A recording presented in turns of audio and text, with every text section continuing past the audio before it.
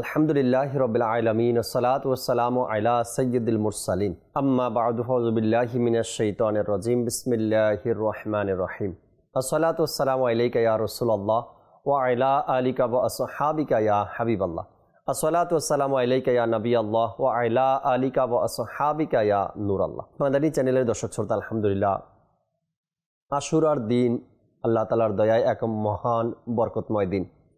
আর এই আশুরার দিনে অসংখ্য ইসলামের ইতিহাস জড়িত রয়েছে। অনেক ঘটনা ঘটেছে এই আশুরার দিনে। আর আমরাও মাদানী চ্যানেলের মাধ্যমে আশুরার ফজিলত বরকতের কথাও শুনে আসছি। যেহেতু ধারাবাহিকভাবে একটি অনুষ্ঠান আপনারা মাদানী চ্যানেলে দেখে আসছেন, একটি প্রশ্ন দুটি জবাব, আজ এই প্রোগ্রামের শেষ পর্ব। আর আজকের যে বিষয় নিয়েছি তাও আপনাদেরকে জানাবো।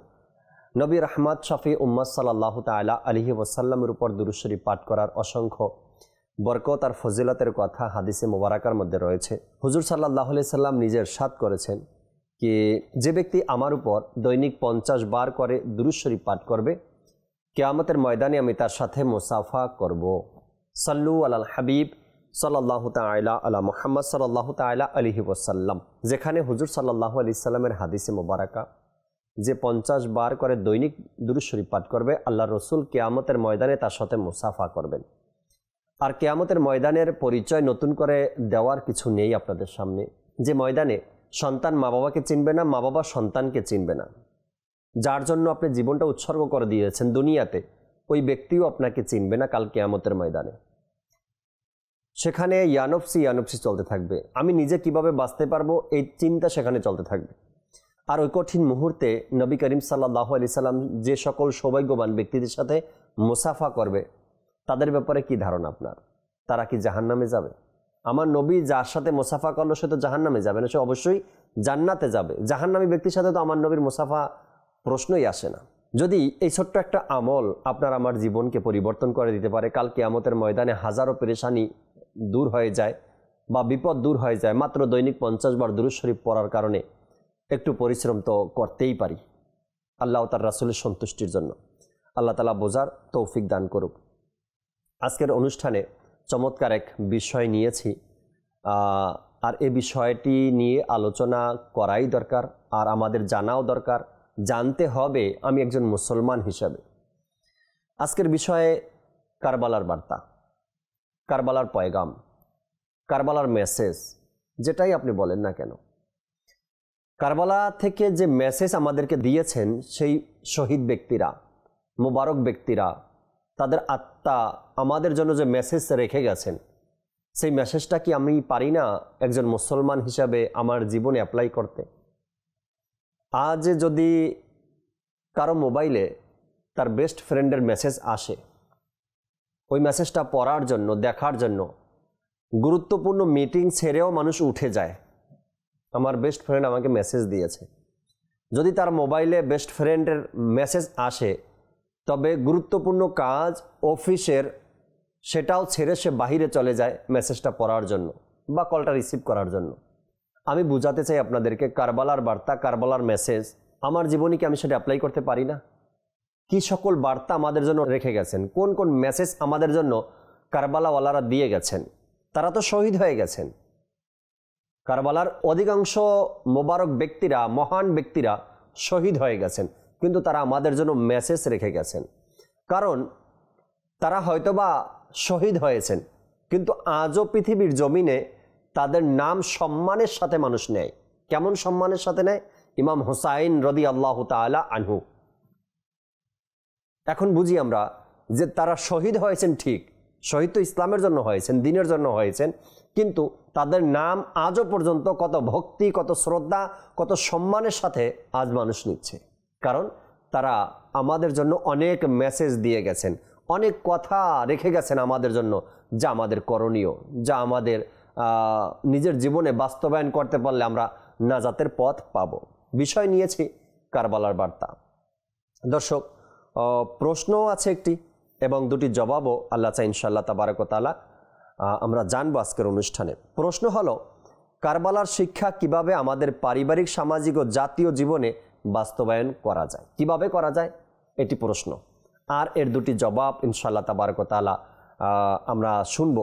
এই প্রশ্নের জবাব তো পুরো অনুষ্ঠানেই, যে কারবালা থেকে যে শিক্ষা তা বাস্তবায়ন কিভাবে করব, পুরো অনুষ্ঠানে যে ডিসকাস আলোচনা হবে এই প্রশ্নের উত্তরই কিন্তু দুটি উত্তর, স্পেশাল দুটি উত্তর আমরা শেষে গিয়ে শুনব।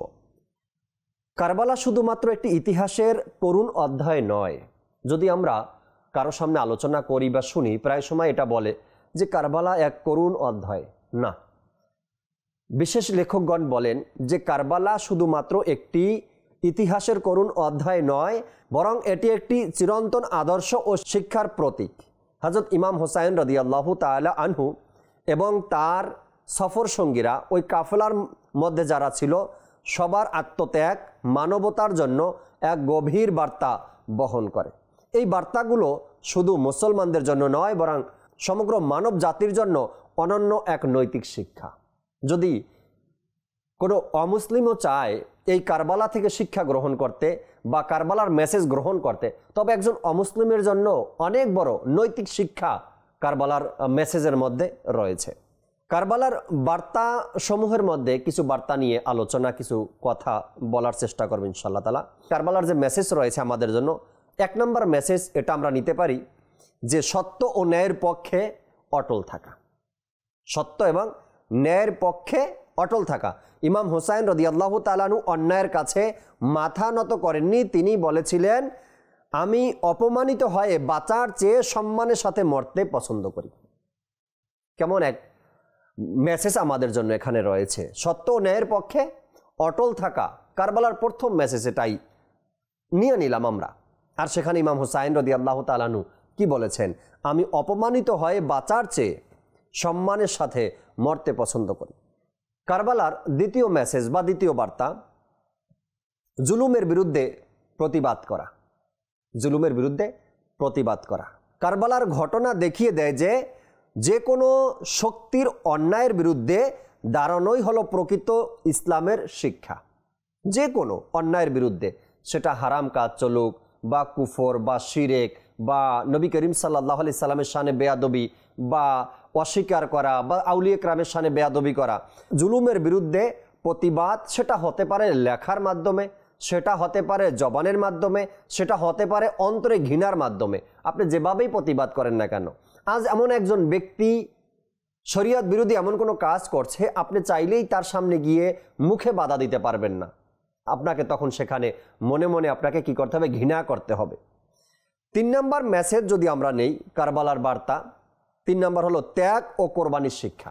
ত্যাগ আর কোরবানির শিক্ষা যদি আমাদের মধ্যে না থাকে, আমরা আমাদের সন্তানদেরকে না শিখাতে পারি, তবে আমরা প্রত্যেকটা ঘাটে ঘাটে এর জন্য অনেক কষ্ট আমাদেরকে পোহাতে হবে। ত্যাগ এবং কোরবানি এমন একটা শিক্ষা মানুষের জীবনে এই কারবালা থেকে যদি আপনি আপনার সন্তানদেরকে শিখান, এমন একটা দিন আসবে সন্তান ত্যাগ আর কোরবানি এটা যদি আপনার থেকে শিখতে না পারে কারবালার ঘটনা থেকে, তবে অনেক বড় বিপদ হতে পারে। আজ ছোট ভাই বড় ভাই, এক ভাই অপর ভাইকে একটু সহানুভূতি করবে, এটা তাদের দ্বারা হবে না। কেননা তারা সেই ত্যাগ আর আপনার কোরবানির শিক্ষা অর্জনই করেনি। আজকে ছোট ভাই বড় ভাইকে কিছু বলছে, বড় ভাই রেগে যাবে, সহানুভূতি আসবেই না তার মধ্যে। বড় ভাই ছোট ভাইকে কিছু বলল, সহানুভূতি আসবেই না তার মধ্যে। আজকে পাড়া প্রতিবেশী না খেয়ে আছে, সাহায্যের হাত বাড়াবেই না, কেননা তার মধ্যে কোরবানি দেওয়ার আত্মত্যাগের সেই মন মানসিকতা আপনি তৈরি করতে পারেননি। এই জন্য যদি এই মেসেজ বার্তা যদি আমার জীবনে আপনার জীবনে আমরা অ্যাপ্লাই করতে পারি, আমি আমার পরিবারকে, ঘরের মানুষকে, সন্তানদেরকে শিখাতে পারি, তবে আগে গিয়ে অবশ্যই এগুলো কাজে লাগবে। কোরবানির বার্তা মেসেজ আরও একটি আমরা নিতে পারি, ধৈর্য ও আল্লাহর প্রতি ভরসা। ধৈর্য ও আল্লাহর উপর ভরসা। এত কষ্ট ও নির্যাতনের মাধ্যমেও কারবালার যোদ্ধারা ধৈর্য হারাননি, তারা আল্লাহর উপর সম্পূর্ণ আস্থা রেখেছিলেন। একবার চিন্তা করে দেখি, যখন তাবুর পুরুষরা এক এক করে নবীর বংশের আলে রসুলরা তাবু থেকে বের হচ্ছে আর একজন একজন করে শহীদ হয়, তাবুর ভিতরে যে পবিত্র রমণীরা ছিলেন তাদের অন্তরের অবস্থা কেমন ছিল? এবং তারা এটা চিন্তা করেনি যে আমার ঘরের এই ছেলে বা আমার এই ছেলে বা আমার স্বামী যদি এখন গিয়ে শহীদ হয়, আমার পরবর্তী জীবন কিভাবে চলবে, আমাদের খাবার দাবার কে দেখবে, কে দিবে, এটা তারা কখনো ভাবেননি। তারা আল্লাহ তাআলার প্রতি কেমন ভরসাশীল ছিলেন যে এক এক করে সকল পুরুষরাই তাঁবু থেকে বের হয়ে গেছেন এবং তারা সেখানে শহীদ হয়েছেন। তারপরেও তাদের ধৈর্য ও আল্লাহর প্রতি ভরসাটা কেমন ছিল, কেমন মাত্রাই না তাদের ভরসাটা ছিল। নাম্বার 5, কারবালা থেকে মেসেজ নেওয়া, নারীর মর্যাদা ও সাহস। এটাও যদি দেখি আমরা, কারবালার প্রান্তরে যে সকল মহিলারা ছিলেন, যে সকল রমণীরা ছিলেন, তাদের ধৈর্য এবং সাহস। আর এটাই মেসেজ নাম্বার 5 এবং শেষ। কারবালার পরে হযরত জাইনব এর বক্তব্য ও ধৈর্য প্রমাণ করে যে নারী ও ইসলামের সত্য প্রতিষ্ঠায় গুরুত্বপূর্ণ ভূমিকা পালন করতে পারে। নারীরাও চাইলে সংশোধনের পথ খুঁজে নিতে পারে। একজন নারী চাইলেই তার ঘরকে, তার পরিবারের পরিবেশটাকে এক নেককার পরিবেশ বানাতে পারে। একজন ঘরের মহিলা যদি চায় তবে তার ঘরকে নামাজি বানাতে পারে, ঘরের মানুষদেরকে হালাল উপার্জনের উৎসাহ দিতে পারে। এখানে অনেক কথা চলে আসে, যেমনিভাবে হযরত সাইয়েদনা জাইনব রাদিয়াল্লাহু তাআলা আনহা তার বক্তব্য এবং ধৈর্য প্রমাণ করে দেয় যে নারী ও ইসলামের সত্য প্রতিষ্ঠার গুরুত্বপূর্ণ ভূমিকা পালন করতে পারে। তো সেখানে আমাদের মা বোনদের অবস্থা, বর্তমান সময়ে মহিলাদের অবস্থা কেমন? যদি ঘরে উপার্জনের মাধ্যম যিনি, তার যদি স্যালারি কম থাকে, তাকে যদি আপনি বারবার প্রেশার দেন, এটা লাগবে, ওটা লাগবে, এটা কিনো, ওটা কিনো, তো সে পুরুষটা কি করবে? আপনাদের চাহিদা পূরণ করতে না পেরে একটা সময় গিয়ে সে হারামের দিকে হাত বাড়াবে। কার জন্য হলো? আপনার জন্যই হলো মূলত, তাই না? এই জন্য আপনি যদি চান ঘরের মধ্যে শান্তি প্রতিষ্ঠা করতে পারেন, আর সেটা আপনার মাধ্যমেই সম্ভব, একজন মহিলার মাধ্যমে, একজন নারীর মাধ্যমে। আপনি নিজে নামাজ পড়েন, সন্তানদেরকে নামাজ পড়তে উৎসাহিত করেন, নিজের স্বামীকে, নিজের ছেলেকে, নিজের ভাইকে, নিজের বাবাকে নামাজের প্রতি আগ্রহ তৈরি করেন, উৎসাহ দেন। চাইলে ইনশাআল্লাহ তাবারক ওয়া তাআলা এই গুরুত্বপূর্ণ ভূমিকা আপনিও পালন করতে পারেন। আজ আমাদের জন্য কারবালার যে বার্তাসমূহ রয়েছে, যে মেসেজসমূহ রয়েছে, অন্যায়ের বিরুদ্ধে নির্ভীক হও। যেখানে অন্যায় হয়, এক মুসলমান অপর মুসলমানের প্রতি জুলুম করে, অন্যায় করে, সেখানে বোঝানোর অপশন তো আছে, নেকির দাওয়াত দেওয়ার অপশন তো আমাদের জন্য আছে। সত্য ও ইনসাফের পথে থাকো, যত বড় ত্যাগই তোমাকে করতে হয় না কেন। ইসলামের আসল মূলবোধ, আদর্শ, ত্যাগ, ধৈর্য, সাহস জীবনে ধারণ করো। কারবালাকে শুধু শোক নয়, বরং পরিবর্তনের অনুপ্রেরণাও বানাও। লেখকগণ বলেন, এই কারবালাকে শুধু স্মরণের মাধ্যমে নয়, যে আশুরা আসছে বা আশুরা চলে গেছে বা মুহররম আসছে, এখন ওয়াজ নসিহত, ইজতেমায় জিকরুনাত, শুধু এই স্মরণের মাধ্যমে নয়, বরং পরিবর্তনের অনুপ্রেরণাও বানাও। যে আমি একজন মুসলমান, কিভাবে আমি পরিবর্তন হতে পারি সেই কারবালা থেকে। যখন সুন্নাতের উপর আমল করার কারণে কিংবা সুন্নাতের খেদমত করার কারণে আপনার উপর কোনো রূপ অত্যাচার, নিপীড়ন নেমে আসবে, তখনই মনে মনে কল্পনা করবেন কারবালার রক্তিম দৃশ্যের কথা। আজ আমরা সুন্নাতের প্রচার করি, নেকির দাওয়াত দেই, বিভিন্ন জায়গাতে যেতে হয়, কাফলায় সফর করি। যখনই আপনার উপরে কোনো প্রকারের অত্যাচার বা নিপীড়ন নেমে আসবে, তখনই আপনি মনে মনে সেই কল্পনা করবেন কারবালার কথা। নবী বংশের সেই আত্মত্যাগের সর্বশেষ অপরাধ কি ছিল? এটি ছিল না যে তারা ইসলামের উন্নতি চাইতেন কেবল এই পবিত্র কাগজের অপরাধেই, না, নবী বাগানের আলো ছড়ানো ফুলগুলোর উপর সীমাহীন নৃশংস আচরণ করা হয়েছে। হায় হায়, জোহরা রাদিয়াল্লাহু তাআলা আনহার বাগানের সেসব কলিজারা তখনও পরিপূর্ণরূপে ফুটে ওঠেননি। তাদেরকে যে কি ধরনের নির্দয়া ও মারাত্মকভাবে ঘোড়া দিয়ে পিষ্ট করা হয়েছিল, যখন তাদের তাজা কলিজাগুলো চিরে টুকরো টুকরো হয়ে মাটি আর রক্তে সিক্ত হয়ে ছটফট করছিল, ঠিক সেই মুহূর্তে সৈয়দুস সোহাদা ইমাম হুসাইন রাদিয়াল্লাহু তাআলা আনহু এর মনের অনুভূতিটা কেমন ছিল? নিজের সামনেই যখন নিজের নাতি, নিজের ছেলে, নিজের সন্তান, নিজের ভাতিজা, অন্যান্য সদস্যদেরকে এভাবে মাটি আর রক্তের সাথে গড়াগড়ি করতে দেখলেন, তীর নিক্ষেপের কারণে জিহ্বা বের হয়ে যাওয়া, রক্ত বের হওয়া, রক্ত প্রবাহিত হওয়া, বুক ছিদ্র হয়ে যাওয়া, ওই মুহূর্তে ইমাম হুসাইন রাদিয়াল্লাহু তাআলা আনহুর অন্তরের অনুভূতিটা কেমন ছিল? তাদের সেই বার্তা আমাদেরকে কি শিখায়? অন্যায়ের বিরুদ্ধে কথা বলতে হবে, অন্যায়ের বিরুদ্ধে কাজ করতে হবে, শরিয়াত বিরোধী কাজ দেখলে নেকির দাওয়াত দিতে হবে, সেই জমানা আমাদের কাছে নেই। তাদের যে জমানাটা ছিল সেই সময়টা আমাদের কাছে আর নেই। আমাদের জমানা তো আল্লাহ তাআলার দয়া অনেক সহজ হয়ে গেছে। যদিও বা বদ আকীদা আছে, যদিও বা মুসলমান হওয়ার পরেও বেনামাজি আছে বা হারামের দিকে জড়িত লোক আছে, কিন্তু ইমাম হুসাইন রাদিয়াল্লাহু তাআলা আনহুর সাথে যে দুর্ব্যবহার করা হয়েছে, এমন দুর্ব্যবহার তো আমাদের সাথে কেউ করছে না। কিন্তু যেখানেই আমরা অপরাধ দেখব সেখানে নেকির দাওয়াত দিব, যেখানেই আমরা শরিয়ত বিরোধী কাজ দেখব সেখানেই আমরা নেকির দাওয়াত দিব। আর এটা দাওয়াত ইসলামী আলহামদুলিল্লাহ করে আসছে, যেখানেই যেভাবে দেখছে সেখানেই নেকির দাওয়াত দিচ্ছে। হায় হায়, দুধের শিশু আলী আসগর সত্যিকার পিপাসার্ত কণ্ঠে যেই মুহূর্তে তীরবিদ্ধ হলো, আর তিনি যখন ব্যথায় কাতর হয়ে তার বাবাজানের কোলে ছটফট করছিলেন এবং পরে হিক মারতে মারতে শেষ নিঃশ্বাস ত্যাগ করছিলেন, সেই মুহূর্তে নবী করিম সাল্লাল্লাহু তাআলা আলাইহি ওয়াসাল্লামের কলিজার টুকরা এবং ফাতেমাতুজ জোহরা রাদিয়াল্লাহু তাআলা আনহার নয়নের মণি, তার অন্তরের অবস্থাটা কেমন ছিল, তার ভিতরের অবস্থাটা কেমন ছিল যখন নিজের কোলেই একজন শিশু ছটফট করতেছিল। আমার নবী সাল্লাল্লাহু আলাইহি সাল্লামের দৌহিত্র সাইয়েদুনা ইমাম হুসাইন রাদিয়াল্লাহু তাআলা আনহু এর মনোজগতের দুঃখের অনুভূতির অবস্থাটা কেমন ছিল। দুধের শিশু আলী আসগর, ছোট শিশুর রক্তাক্ত সেই মৃত দেহ যখন তারই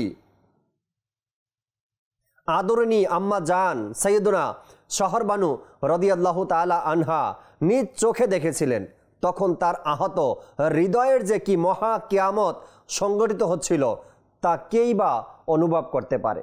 যখন মায়ের কোলে সেই শিশু এনে দেওয়া হলো আর শিশুর বুকে তীর লাগা ছিল, রুহুটা বের হয়ে গেছে, মৃত অবস্থায় যখন মায়ের কোলে দিয়েছেন, তাঁবুর ভিতরে পর্দার আড়াল থেকে মা যখন তার সন্তানকে কোলে নিয়েছেন মৃত অবস্থায়, ওই মায়ের কলিজার অবস্থা কেমন ছিল ও অন্তরের অবস্থাটা কেমন ছিল। এক এক করে তাদের চোখের সামনে ছোট বড় সবাইকে সেই এজিদি বাহিনীরা শহীদ করে দিয়েছেন। আজ আমরা তাদের থেকে কি শিক্ষা গ্রহণ করি? আজ আমার সন্তান যদি কোথাও অন্যায় করে আসে আর আসার পরে যদি মাকে বলে, মা আমি অন্যায়টা করে আসছি, কোনো অসুবিধা নেই, আমি আছি তো, আমি সামাল দিয়ে নিব। সন্তান অপরাধ করছে, সেই অপরাধটাকে সাপোর্ট করে সন্তানের সেই অপরাধের সাহসটাকে আরও বাড়িয়ে তোলা হচ্ছে। এই কাজটা মা করছে, এই কাজটা বাবা করছে। সন্তান কোথাও অপরাধ করে বাবার কাছে আসছে, বাবা আমি একজনের সাথে মারামারি করে আসছি, কোনো অসুবিধা নেই, আমি দেখে নেব। যখন মারামারির বিচার নিয়ে বাবার কাছে আসে তখন বাবার উল্টা ধমক দেয়, বাচ্চা মানুষ মারামারিই তো করছে, যাও 500 টাকা নিয়ে যাও, 1000 টাকা নিয়ে যাও, ডাক্তার দেখিয়ে নাও বা ওষুধ খেয়ে নিও। নিজের সন্তানদের সেই দুর্ব্যবহারের মাত্রা আরও বাড়িয়ে তুলছে মা বাবা ঘরের মধ্যে। আজকাল নিউজে দেখেন আপনারা, আমরাও দেখি, আমাদের সামনেও নিউজগুলো আসে, আমরাও নিউজ দেখি, যেখানে কি হয়, নিঃসন্তান অপরাধ করছে, নিঃসন্তান শরিয়ত বিরোধী কাজ করছে, নিঃসন্তান মারামারি করছে, কিন্তু আমাদের কোনো পরোয়াই নেই, আমরা কোনো বাধা নিষেধই করি না। আরও আমরা পুলিশকে এমনভাবে কিছু টাকা পয়সা দিয়ে নিঃসন্তানকে ছাড়িয়ে আনি, মনে হয় আমার সন্তান ভালো কাজ করছে। আল্লাহ তাআলার পানা কারবালাওয়ালারা যে শিক্ষা আমাদেরকে দিয়েছেন, সেই শিক্ষা থেকে যদি আমরা গ্রহণ না করি, শিক্ষা মেসেজ যদি আমরা না নেই, তবে আমরা আমাদের সন্তানদের সাথে যে ব্যবহার করছি, যে সাহস দিচ্ছি শরিয়ত বিরোধী কাজে, চুরিতে, মিথ্যা বলাতে, তবে একদিন এমন আসবে শুধু বিচারই আসবে আপনার বাড়িতে, শুধু বিচারই আসবে। কারবালাওয়ালারা তো এই শিক্ষা আমাদেরকে দেননি। কারবালাওয়ালারা শিক্ষা দিয়েছেন আমাদেরকে, তোমার জীবনে মিথ্যা বলা যাবে না, তোমার জীবনে শরিয়ত বিরোধী কাজ করা যাবে না, তোমার জীবনে মারামারি গালিগালাজ করা যাবে না, তোমার জীবনে সুন্নাত বিরোধী কোনো কাজ করা যাবে না, তোমার জীবনে নবী করিম সাল্লাল্লাহু আলাইহি সাল্লামের শানে কোনো শব্দ এমন ব্যবহার করা যাবে না যাতে বেয়াদবি হবে। আজ আমরা নিঃসন্তানদেরকে কি শিক্ষা দিচ্ছি আর কি শিখাচ্ছি? যদি আমরা নবী করিম সাল্লাল্লাহু তাআলা আলাইহি ওয়াসাল্লামের আল বংশধর বা পরিবার বর্গের মধ্যে যারা ছিলেন, যারা কারবালার প্রান্তরে শহীদ হয়েছেন, আমরা যদি সেই তাদের শিক্ষাকে বাস্তবায়ন করতে চাই আমাদের সমাজে, আমাদের ঘরকে। তবে প্রত্যেকটা ক্ষেত্রে তাদেরকে অনুসরণ আর অনুকরণ করতে হবে, প্রত্যেকটা ক্ষেত্রে। আজ আপনি বাজারে যাবেন, ইমাম হুসাইন রাদিয়াল্লাহু তাআলা আনহু বাজারে গিয়েছেন কোনভাবে, সেটা আপনাকে ফলো করতে হবে। আজ যদি আপনি ব্যবসা করেন, তো আমার নবী সাল্লাল্লাহু আলাইহি সাল্লামের আল বংশধররা ব্যবসা কিভাবে করেছে সেটা আপনাকে অ্যাপ্লাই করতে হবে। আপনি সন্তান লালন পালন করছেন, আমার নবী করিম সাল্লাল্লাহু আলাইহি সাল্লাম কি বলে গেছেন বা আহলে বায়াতরা কিভাবে সন্তানদের লালন পালন করছেন, এটা আপনাকে ফলো করতে হবে। যখন আপনি এভাবে করেই নিজের সময়কে, দিনকে, বছরকে অতিবাহিত করবেন আর ওই শিক্ষাকে অ্যাপ্লাই করবেন, তখন আল্লাহ চাই আপনার ঘর থেকেই শুরু হবে আমার নবী করিম সাল্লাল্লাহু আলাইহি সাল্লামের যে আলে রসুলগণ, বংশধর যারা কারবালার প্রান্তরে শহীদ হয়েছেন, যে বার্তা আমাদের জন্য রেখে গেছেন, সেটা বাস্তবায়ন হবে আপনার ঘর থেকেই শুরু। আল্লাহ তাবারক ওয়া তাআলা আমাদেরকে বোঝার আর আমল করার তৌফিক দান করুক, আমিন। বিজাহিন নবিল আমিন সাল্লাল্লাহু তাআলা আলাইহি ওয়াসাল্লাম। দুটি জবাব আমরা শুনে নেই আজকের প্রোগ্রামের যে বিষয় নিয়ে আলোচনা করেছি, কারবালার বার্তা, আর দুটি জবাব তো দিতেই হবে শেষ মুহূর্তে। একটি জবাব এটাই আপনার আমার জন্য, মুহররম হোক বা সফর, রবিউল আউয়াল হোক বা রবিউল সানি, যেভাবে করে কারবালাওয়ালারা আমাদেরকে শরীয়ত শিখিয়ে গেছেন, সে শরীয়তকে আমাকে প্রত্যেকটা মুহূর্তে স্মরণ রাখতে হবে। শুধু মুহররমেই নয়, শুধু সফরেই নয়, শুধু রবিউল আউয়ালেই নয়, 12 মাসের 24 ঘন্টা, 24 ঘন্টার প্রত্যেকটা মুহূর্ত আমাকে শরীয়তের উপর আমল করতে হবে, শরীয়তের দিক নির্দেশনা আমাকে মানতে হবে। শরীয়ত যা বলবে সেটা করব, শরীয়ত যা মানা করবে সেটা থেকে আমি বেঁচে থাকব। দ্বিতীয় জবাব, কারবালাওয়ালারা নিজের সন্তানদেরকে সুশিক্ষা দিয়ে এমনভাবে তৈরি করেছেন, যখন কারবালার প্রান্তরে গেলেন, সেই 18 বছরের আলী আকবর, সেই দুধের শিশু আলী আসগার, এভাবে করে অসংখ্য ছোট বাচ্চারা এবং যুবকরা, পুরুষরা সেই কারবালার প্রান্তরে শহীদ হয়েছেন দিন ইসলামের জন্য। আমাদের শিক্ষা, আমাদের জবাব, আমি আমার সন্তানকে দিন ইসলাম সম্পর্কে শিখাই, আমার সন্তানকে শরীয়তের ইলম সম্পর্কে জানাই। যদিও বা আমার ছেলে ডাক্তার হচ্ছে, যদিও বা আমার ছেলে ইঞ্জিনিয়ার হচ্ছে, যদিও বা আমার সন্তান পাইলট হচ্ছে, কিন্তু আমার সন্তানকে আমি দিনের বুঝ দেই, দিনের শিক্ষা দেই, যেন আমার নবী করিম সাল্লাল্লাহু আলাইহি সাল্লামের সে আলকে ভালোবাসতে পারে, বংশধরকে ভালোবাসতে পারে, কোরআনকে ভালোবাসতে পারে, সুন্নতকে ভালোবাসতে পারে, হালাল হারামের পার্থক্য যেন সে বুঝতে পারে। আল্লাহ তাবারক ওয়া তাআলা আমাদেরকে বোঝার, আমল করার তৌফিক দান করুক, আমিন। বিজাহিন নবিল আমিন সাল্লাল্লাহু তাআলা আলাইহি ওয়াসাল্লাম। আবারও কোনো নতুন প্রোগ্রাম নিয়ে আপনাদের সামনে উপস্থিত হওয়ার চেষ্টা করবো। ততক্ষণ মাদানী চ্যানেলের সাথেই থাকুন। সাল্লু আলাল হাবিব সাল্লাল্লাহু তাআলা আলা মুহাম্মদ সাল্লাল্লাহু তাআলা আলাইহি ওয়াসাল্লাম।